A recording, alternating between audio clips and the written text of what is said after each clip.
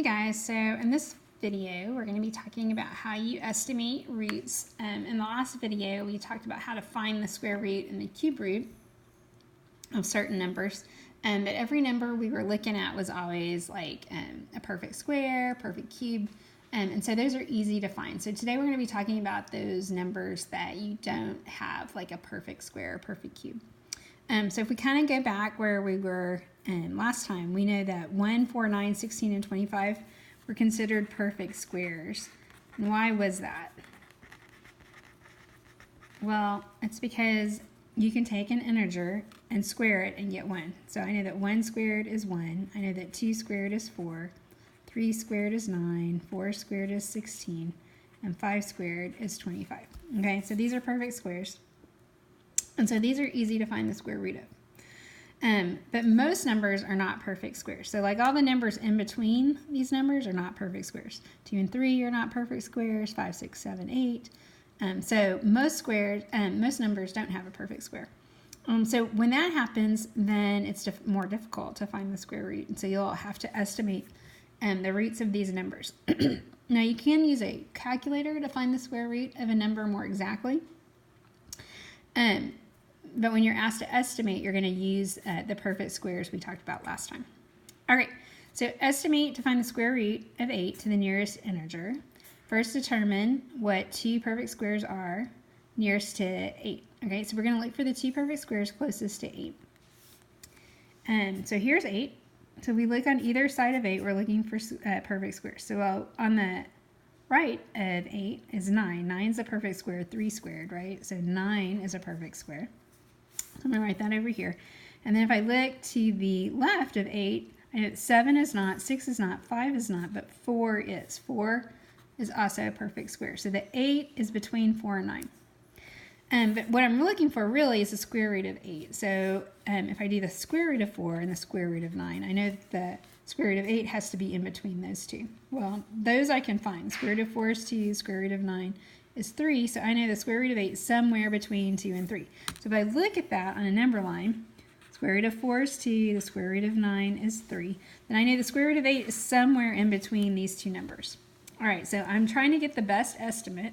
So is 2 or 3 going to be the better estimate? Well, I know that 8 is closer to 9, so the square root of 8 would also be closer to the square root of 9. So it's going to be 2 point something, but it's going to be a 2 point something closer to 3.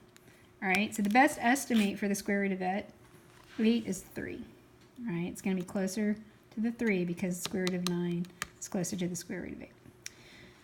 So let's try another one. If I have the square root of 53.3 to the nearest integer, okay, that's definitely not a perfect square. So I'm going to look at the squares on either side of it. So I know that 6 squared is 36. I know that 7 squared is 49. I know that 8 squared is 64. So 53.3 would be between these two. So the square root, 49 is going to be between 53.3 and 64. So that means the square root is also in between these two. Square root of 49 is 7, square root of 64 is 8, so the square root of 53.3 is between 7 and 8. So I want to get the best estimate. So I want to know, is 53.3 closer to the 49 or closer to the 64? Well, usually I can just look and tell, but if I'm not sure, I could subtract 53.3 minus 49. You're going to have to add a decimal and a 0. So when I subtract, I'm going to get 4.3. And then if I subtract from 64, I'm going to also have to add a 0. Oops. This would be 10.7. All right, so it is 10.7 to 64 is 4.3 to 49. So 49 is closer, so 7 is the best estimate for the square root of 53.3. All right. The same process is used for estimating cube roots. Okay, only you're going to look for the perfect cubes closest to the cube root you're trying to find. All right, so again, I could make a list of cube roots, but remember I gave you a list of cube roots in your notes, so you can also just look at that. So over here I have perfect cubes, and I'm looking for, what am I looking for? 79.3. All right, so 79.3 is going to be between these two numbers. So between 64 and 125. Okay, and I just said, right, well, let me write this. So I want to know the cube root actually.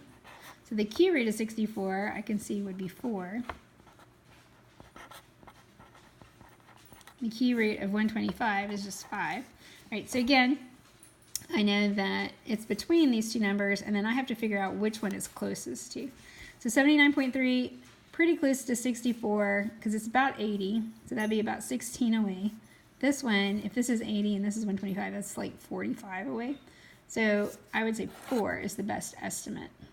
Okay, again, cube roots can also be found on a calculator, and we will talk more about that in class. All right, which value best represents z on the number line? All right, so I'm looking at cube roots. All right, so z is between 5 and 6. So what I want to do is this cube root of what is equal to 5, and the cube root of what is equal to 6, okay? Because I'm looking, this is the cube root of something, right, is what I'm looking for. All right, so if I go back to my list, the cube root that gives me 5 would be 125, right? And the cube root that gives me 6 would be 216. All right, so I know that the cube root of z has to be between 125 and 216. So between 125 and 216, it's not going to be, it might be 212. It might be 127. It's definitely not 220, and it's definitely not 67. Okay. All right, so it's either 127 and 212. So I want to know, is it closer to 125 or closer to 216? All right, well, it's got to be closer. Z is closer to 6, so it's closer to the 216. So since 212 is closer to 216, I would pick D.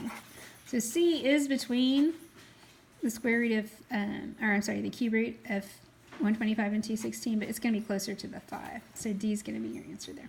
All right, so that's estimating roots. See you in class.